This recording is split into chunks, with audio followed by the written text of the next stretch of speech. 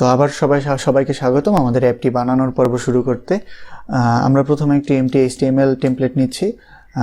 HTML টেমপ্লেটের অপ্রয়োজনীয় যা যা আছে সব ডিলিট করে দিব।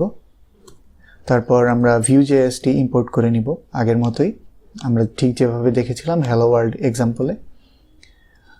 তারপর আমরা স্টাইলিংয়ের জন্য এখানে ইউজ করব বুটস্ট্র্যাপ। আপনারা চাইলে আপনাদের পছন্দের মতো যে কোনো কিছু ইউজ করতে পারেন, লাইক ম্যাটেরিয়াল আর আদার যে কোনো কিছু। getbootstrap.com, get started। এখান থেকে এই সিডিএনটি কপি করে নিব, নিয়ে এখানে পেস্ট করব। বেস্ট, আমাদের ইম্পোর্ট করা হয়ে গেল। এবার আমরা Vue.js ইনস্ট্যান্সিয়েট করে নিব, লাইক নিউ ভিউ। ভেতরে প্রথমে হচ্ছে এল পাস করা লাগবে। সো আমরা প্রথমে একটি HTML এলিমেন্ট বানিয়ে নিচ্ছি, যেটা হচ্ছে div, যার আইডি হচ্ছে অ্যাপ। এটা হবে আমাদের অ্যাপের main entry point. CSS selector দিয়ে সিলেক্ট করে নিলাম। এবার হচ্ছে আমরা চাই যে একটা লিস্ট রেন্ডার হবে। সো নর্মালি আমরা লিস্ট রেন্ডারের ক্ষেত্রে করি, আমরা একটা আনঅর্ডার্ড লিস্ট নিই এবং যদি লিস্টের মধ্যে আমি কিছু আইটেম যোগ করতে চাই, লাইক রাইস 12 আর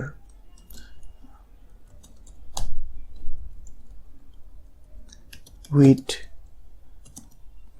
11। সো আমি যদি এইটা ফাইলটা ব্রাউজারে দেখি তাহলে হচ্ছে এরকম দেখাবে, যেটা হচ্ছে পুরোপুরি স্ট্যাটিক। আমি চাই এই জিনিসটা ডাইনামিক করতে এবং ভিউ দ্বারা পুরো জিনিসটা কন্ট্রোল করতে। সো আমি প্রথমে ডিক্লেয়ার করে নেব আমার ডাটা প্রপার্টি, যেটা একটা অবজেক্ট প্রপার্টি। ডাটার মধ্যে আমি যে ডাটাটা প্রথমে চাই সেটা হচ্ছে আইটেমস নামে একটা ডাটা সিলেক্ট করলাম, যেটা হচ্ছে কি একটা আইটেমের অ্যারে হবে। সো আমি একটা আইটেমের অ্যারে নিলাম। প্রতিটা আইটেমের আবার নাম এবং প্রাইস এই দুইটা আছে, আমরা দেখতে পাচ্ছি যে লিস্টের মধ্যে এই দুইটা আছে।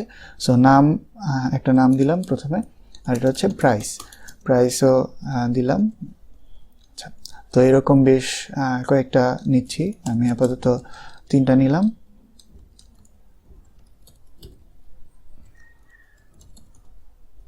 অয়েল এনে ধরলাম 50, ধরলাম 22। ঠিক আছে, আমাদের লিস্ট বানানো হয়ে গেছে। আমরা এবার চাই যে এই লিস্টটা এই স্ট্যাটিক্যালি না লিখে ডাইনামিক্যালি এই ডাটাটা আমাদের ডমে পপুলেট করতে। তাহলে হচ্ছে কিভাবে করব, আমাদের লুপিং করা লাগবে। সো Vue.js আমাদের লুপ করার জন্য খুব সহজ একটা পদ্ধতি দেখেছে, যেটা হচ্ছে v_for দিয়ে কি হয় যে এই যে লিস্ট li যে ট্যাগ, সেটাই বারবার লুপের মধ্যে ঘুরবে এবং আমরা লুপের মধ্যে যদি এই আইটেমস অ্যারেটা ইউজ করতে চাই তাহলে হচ্ছে জিনিসটা এইভাবে করা লাগবে, such each item in items array, এভাবে।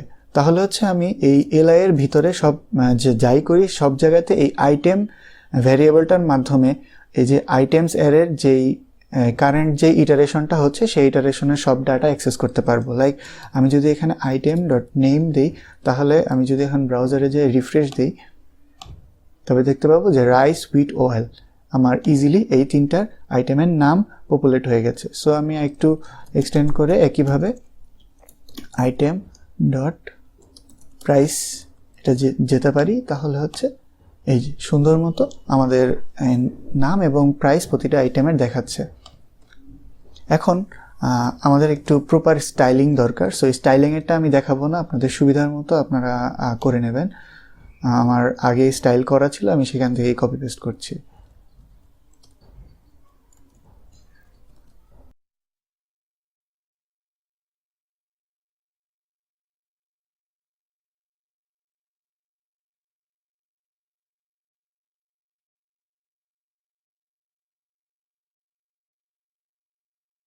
আমাদের জিনিসটা এইরকম দেখা যাচ্ছে এখন। সো আমরা এখন এটাতে আরও কিছু ফাংশনালিটি দেব।